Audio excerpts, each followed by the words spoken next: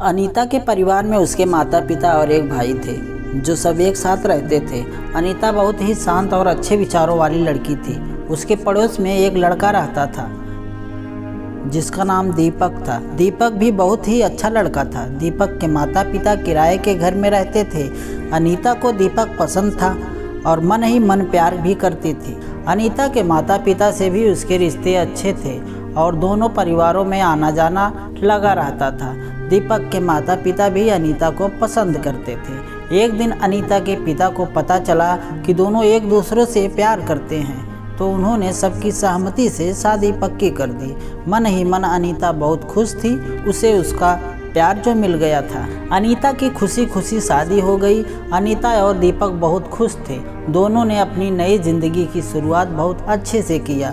फिर दीपक को दूसरे शहर में नौकरी हो गई और सारे परिवार के साथ दीपक दिल्ली रहने चला गया। सब कुछ ठीक चल रहा था। ये क्या, अनीता जिस दीपक से प्यार करती थी, अब वो दीपक एकदम बदल चुका था। एक दिन दीपक अनीता के घर जाता है और अनीता को वहाँ छोड़कर चला जाता है। कुछ ही दिन बीत जाते हैं लेकिन दीपक अनीता को लेने नहीं जाता। दीपक ने अनीता के माँ बाप से कुछ रुपए की मांग की। अनीता के पिता को लगा कि शायद उसके दामाद को पैसे की ज़रूरत होगी, इसलिए उसके पिता ने जैसे तैसे बड़ी मुश्किल से 3 लाख रुपए का इंतज़ाम किया।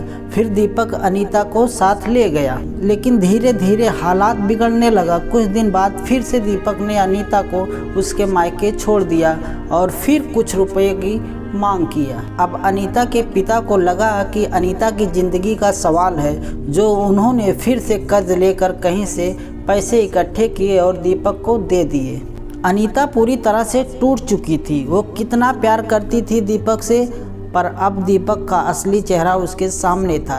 दीपक के घर वाले भी पैसे के लिए अनीता पे बहुत अत्याचार करते थे, मारपीट करते थे। एक बार अनीता ने अपने माता पिता से पैसे मांगने से मना किया तो उसके पति ने उसे घर से निकाल दिया। अनीता अपने माता पिता के घर चली गई और दीपक पे मुकदमा दर्ज कराया, लेकिन दीपक अनीता को लेने नहीं आया। अनीता अपने माता पिता पे बोझ बनना नहीं चाहती थी। उसने एक स्कूल में पढ़ना शुरू किया। अब वो अपनी ज़िंदगी जी रही थी, लेकिन हर लड़की चाहती है कि वो अपने पति के साथ खुशी खुशी रहे। अनीता हर बार दीपक को फ़ोन करती और गिड़गिड़ाती।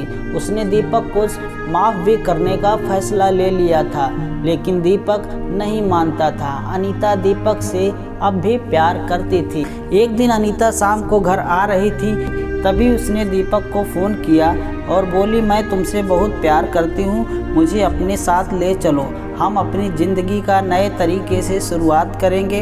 लेकिन दीपक नहीं माना और बुरा भला बोलने लगा। उस दिन अनीता को बहुत ठेस लगा। उसने कहा, मैं मर जाऊंगी, लेकिन फिर भी दीपक नहीं माना और अनीता अंदर से इतनी टूट गई थी कि अब उसके पास हिम्मत नहीं बची थी। वो जीना नहीं चाहती थी। उसे लगा वो अपने माता पिता पे बोझ बनकर नहीं जिएगी। इस ज़िंदगी से तो मर जाना बेहतर है और अनीता ने खुदकुशी कर ली। इसमें अनीता की क्या गलती थी और उसके माँ बाप जो कि अपने बच्चे के आने का राह देख रहे थे, लेकिन अब अनीता लौटकर नहीं आने वाली थी। हमें कभी भी अपने जीवन से हारना नहीं चाहिए, हमें ज़िंदगी से लड़ना चाहिए। कहते हैं ना, ज़िंदगी तो लड़कर ही जी जाती है, हार गया तो मर गया। अगर दीपक उस दिन मान जाता तो अनीता आज बच जाती। और हमारे देश में आज दहेज के लिए पता नहीं कितनी ऐसी अनीता मर रही हैं। हमें ऐसा नहीं करना चाहिए। आज आप किसी के साथ ऐसा करेंगे तो कल आपके साथ भी ऐसा ही होगा। हमें दहेज का विरोध करना चाहिए। ना जाने दुनिया में कितनी लड़कियां दहेज का शिकार होती जाती हैं। इसमें उस मासूम लड़की की क्या गलती थी? बस इतनी कि वो एक लड़की है।